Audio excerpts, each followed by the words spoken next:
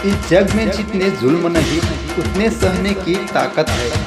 तानों के भी शोर में रहकर सच कहने की आदत है।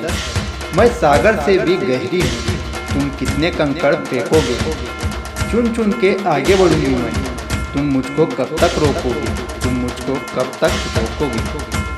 प्रभाग क्रमांक 16च्या युवा तळपदार कार्यक्षम कर्तव्यदक्ष नगरसेविका फिरदौस पटेल आपणास वाढदिवसाच्या मनपूर्वक शुभेच्छा।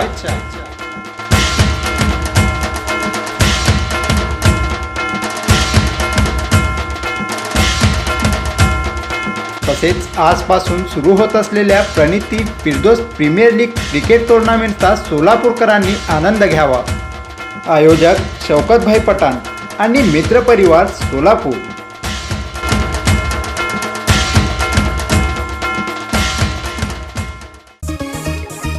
साम्राज्य, सामान्यांचा असामान्य आवाज।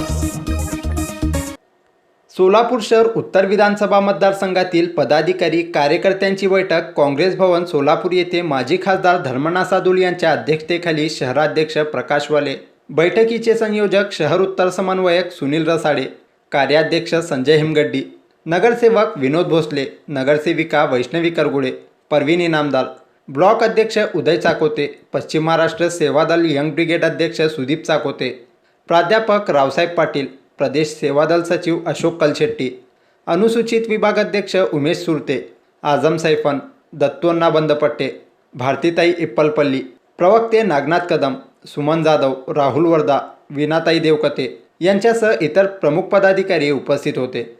यावेळी आपले विचार व्यक्त करताना माजी खासदार धर्मण्णा सादुल म्हणाले की मोदी सरकार राबवित असलेले जनताविरोधी धोरणे, वाढत आलेली प्रचंड महागाई, पेट्रोल, डिझेल, गॅस सिलेंडरच्या दरात सातत्याने होत असलेली प्रचंड दरवाढ, धार्मिक ध्रुवीकरण तसेच सोलापूर महापालिकेतील सत्ताधारी भाजपाचा कारभार अत्यंत तिटकारा आहे।